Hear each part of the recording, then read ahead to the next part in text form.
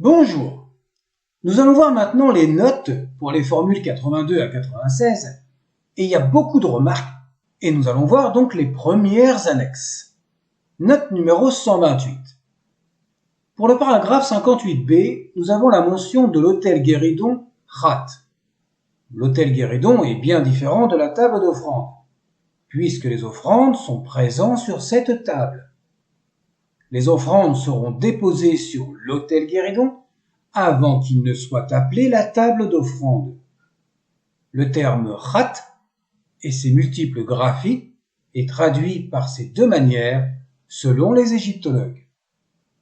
C'est pour cette raison d'ailleurs que le titre pour les formules 82 à 96 est la préparation de la table d'offrande. Si on la prépare, c'est d'abord l'hôtel Guéridon. Autre point intéressant, il y a un trait pour séparer l'accessoire. Les versions de Pépi 2 et Net sont légèrement différentes, l'accessoire étant mentionné dans la première partie. Nous voyons celle de Pépi 2 avec le R2 en idée pour l'hôtel Guéridon. La graphie pour Net est inconnue du J-sèche pour le déterminatif de l'hôtel Guéridon Rat. On pourrait y voir volontiers un écran plat sur un guéridon, pour ceux qui imaginent le voyage dans le temps, comme les hiéroglyphes d'Abydos, qui représentent un tank ou un avion. Ha ha ha! Pourquoi pas? Je vous laisse chercher par vous-même sur YouTube en tapant les hiéroglyphes d'Abydos. Juste pour rappel, à l'époque, quand ils ont commencé à traduire les textes, il n'y avait pas de télé, Donc c'est vraiment un truc moderne de chez nous d'y voir une télé. De toute façon, il n'y avait pas de satellite pour capter. La fin du paragraphe indique « Di peretrelu » donne l'offrande invocatoire ou « donner l'offrande invocatoire ». Et l'on remarquera le début des versions pour Pépi 2 et Net avec Djedbedou, parole à prononcer.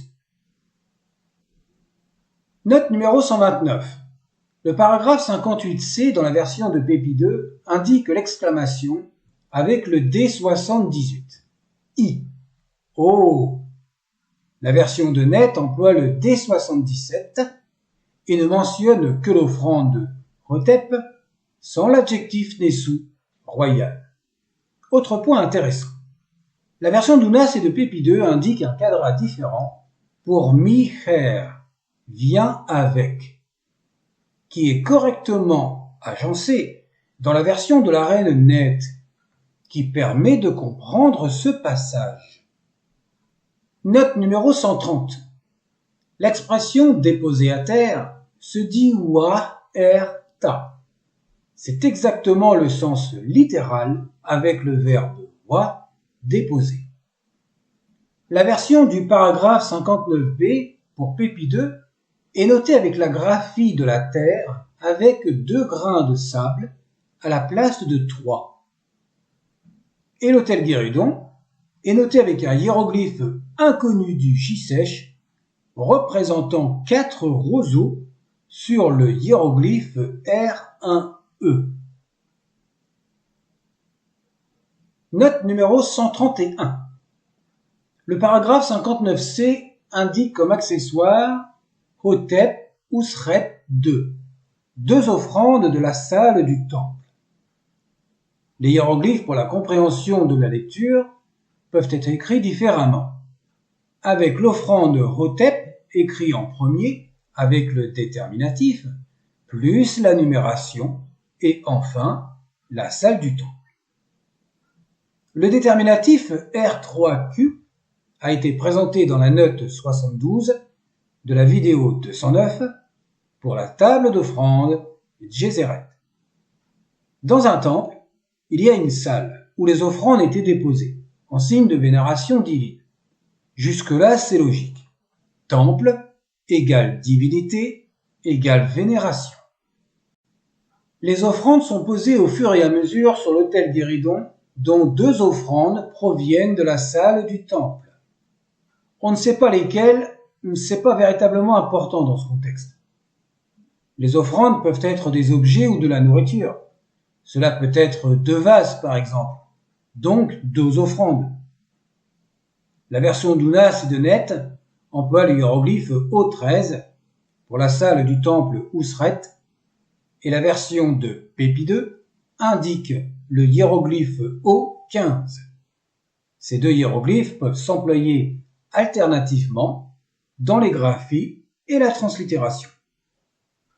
Parce que dans la majorité des cas, le O13 donne la translittération Séber ou Séberet, par exemple, pour désigner un porche ou un portail. Note numéro 132. La version d'Unas au paragraphe 59D, la formule 86, indique l'impératif du verbe guère, garder le silence. Il est noté avec le iode prothétique et sans déterminatif. Les versions de Pépi2 et Net sont notées guère, sans le iode prothétique et également sans déterminatif. C'était juste une remarque par rapport à la grammaire.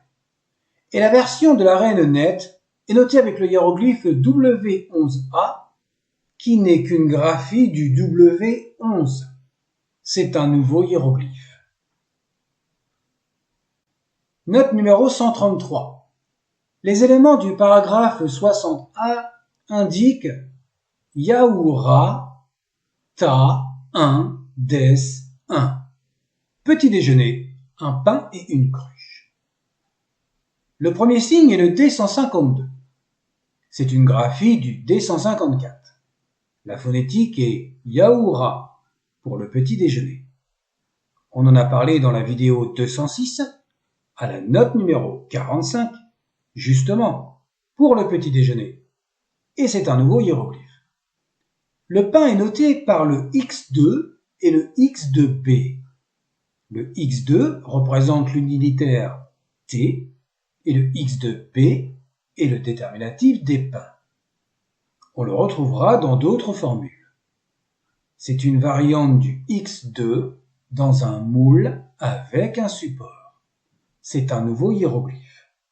Et nous avons la cruche Des, qui est représentée en idéogramme avec le vase pour la bière W22. On a vu précédemment, ou alors il y a longtemps, cela dépend de qui regarde les vidéos, dans la vidéo 46 de la grammaire du Moyen Empire, les titres et les formules dont l'offrande invocatoire, à partir de 5 minutes 20. Et l'on apprend que le défunt reçoit en offrande du pain et de la bière. La cruche Des est une cruche pour la bière, d'où la translittération en Des. La version de Net indique différentes graphies, et la version de Pépi2 indique une erreur, pour le petit déjeuner avec la simple bouche. Le verbe yab, unir, est noté dans la version de Pépi2 avec le hiéroglyphe D220. C'est également un nouveau hiéroglyphe. Il représente un bras tendu portant la coupe W10. C'est un déterminatif phonétique avec la valeur yab dans notre texte. Ce hiéroglyphe est quand même très rare dans l'écriture égyptienne. Il peut aussi remplacer d'autres hiéroglyphes avec le bras tendu, comme le D39 et le D37. Note numéro 134. L'élément au paragraphe 60b est le nom d'un pain, taout.